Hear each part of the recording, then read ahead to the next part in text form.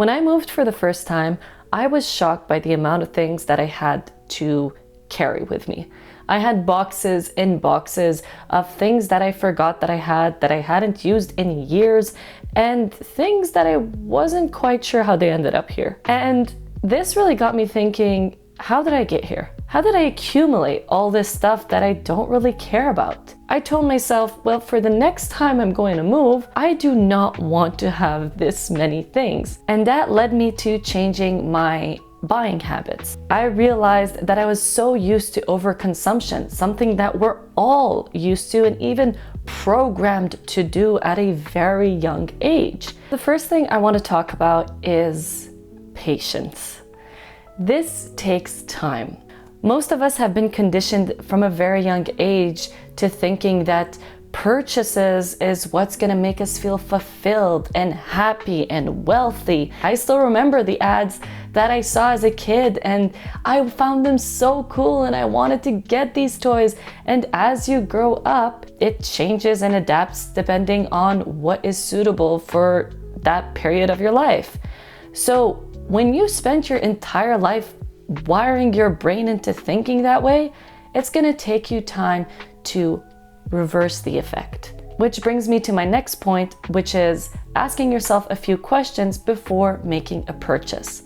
The classic one, is this a want or is this a need? This requires a certain level of honesty with yourself. We can all find ways to justify a purchase, but you have to learn to be honest with yourself. Is this something that you want right now? Or is this something that you truly need? Another method which revolves around patience is giving yourself 30 days to buy something.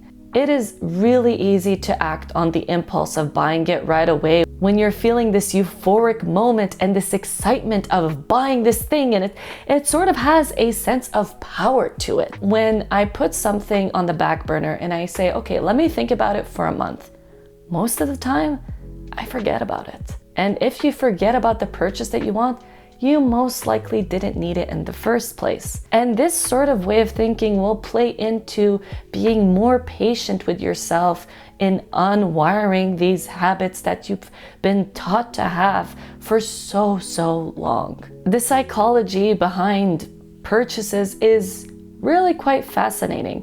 And when we look at marketing departments, or you ask, let's say, a dermatologist and ask them about, oh, which is the best product out of these hundreds and thousands of products, most of them will say, a lot of them do the same thing, except they're marketed differently, they're packaged differently, and most of your money goes into that. Marketing is at the core of the price point of your purchases for most things. That has sort of shaken me into thinking, okay, am I really paying for the product or am I really paying for the packaging? And once you start to undo that veil, it becomes so much easier to see what you actually need and what you're actually purchasing. Something that we often forget in this day and age of buy. Which brings me to my point of deleting the shopping apps. Deleting shopping apps just gives that little extra time between going to make a purchase and giving yourself the time to think about it. Now I have to go on my computer if I want to order something, or in store. And just breaking out of that cycle of adding something quickly at my fingertips has made a huge difference for me. Companies are very much aware of this. That's why they only do some discounts that are exclusive to app purchases. They understand the power of scrolling and adding something almost like a game, and it's very much part of the design of it. Once again, we are going into the psychology of purchasing. So it ties back to this idea of rewiring your brain to go back to what you truly want and how you truly feel about things. Even when it comes to social media. Let's be real, social media is less about being social media and more about shopping. Influencers were once people that we could sort of relate to, but most of them now have pretty much just become brand ambassadors or marketing experts. It's intertwined with the functioning of the most popular social media apps. And something that has helped me sort of disassociate myself to certain people that I follow them for certain reasons, yes, but whenever they promote something, I'm reminded that this person makes their living from selling something to me.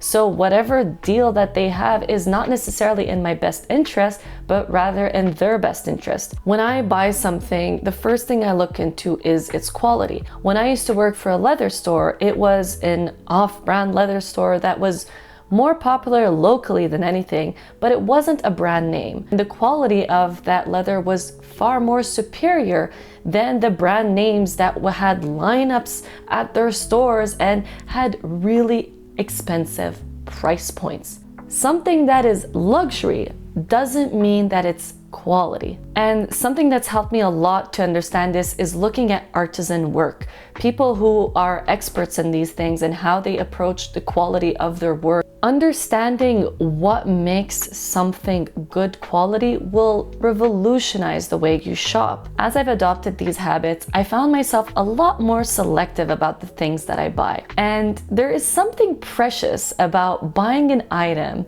that will stay with you for a while. I also find myself caring a lot more about these items, and I take better care of them too. There is this idea that if something is cheap, you take less good care of it because it's replaceable. You can just order another one for the same cheap price, but you end up wasting so much more of your money that way. And learning to take care of your items will take care of your wallet in the long run. I've also learned to ask myself, does this purchase align with my values? As an environmentalist, I want things to last a long time. I don't want to contribute into cheap labor. I don't want to contribute into the piles and piles of trash that we have already on our planet. This has made my shopping experience so much easier too, because it's easy to spot something that will break very quickly. One thing that reveals a lot about a product is its warranty too. Does it even come with a warranty? Is the warranty a year? 5 years? I think back to when my parents used to buy things, this was an essential point in their purchase. Companies were proud of the products that they made. Now it's all about creating the next hit thing, which ties into cheap labor, fast labor, and cheapening out also on the quality of items. And this idea of values also brought me back to shopping for myself and not shopping for others. Now, we've all been there where we wanted to buy a new piece of clothing because we've gone to an event and we've already worn that shirt last time and that person might recognize it. If someone who cares about you is judging you based on what you wear, maybe they don't care about you that much. I have learned to become creative with the outfits that I have. It's so fun to see how one piece of clothing can be used in so many different types of outfits. And here's the thing, people don't care about what you're wearing. Truly, get out of your head and give yourself the freedom to purchase things for yourself. You work hard for your income. Do you really want your purchases to be dictated by someone else? My favorite thing from this entire experience of letting go of overconsumption is that I now invest in experiences and skills. These are things that will last you a lifetime. As someone with a relatively low income, I have still been able to go and travel. I have been able to go to events that I've never thought I'd be able to go to, or that I never thought I'd be able to afford, because I just approach things differently, and they give me a certain happiness and fulfilling feeling that I don't get from purchases. Most purchases provide a short-term happiness that you'll want to replace with another purchase and another purchase. Let's be real, we've all been there. Retail therapy is very much a thing, and it's something that's also been increasingly normalized. However, when you see the costs of that retail therapy on your credit card bill at the end of the month, you'll need another type of therapy. Investing in skills has been such an incredible experience because I have learned that I'm able to do things that I never thought I'd be able to do because I never tried. Even just taking the time to try something for the sake of trying it, going to a workshop that I didn't think of trying before, It is so fun. I've even learned to explore my city, this city that I have been living in my entire life, because I'm always on the hunt for a fun workshop, or even a lot of them tend to be free. You just gotta know how to find them and search for them. In that aspect, social media is really great. There is something so precious about investing in experiences and skills that just stays for a lifetime. I find myself looking back on these things, but I've never found myself looking back on whether or not oh yeah, I remember when I purchased this, that was a great feeling. No, there is so much to do in life and around us. Go look on your Facebook and look at the events that are happening around you and give it a try. Check out a place that you've never checked out before. There's something so rewarding about it. Another great thing about skills is you don't necessarily need to spend money on them. YouTube, for example, is a fantastic resource with an endless amount of information to learn and acquire and even master skills that could have cost you something elsewhere. Give it a try. You'll never know what you'll end up exploring and even discovering about yourself. So these are some of the things that have helped me free myself from the cycle of overconsumption. Remember, you have control on your purchases. If you've enjoyed this video, please let me know by giving it a thumbs up and subscribing for future videos like this. And also share your experiences with me in your comments. Is there something that resonated with you? Is it something that you've been trying to work on too?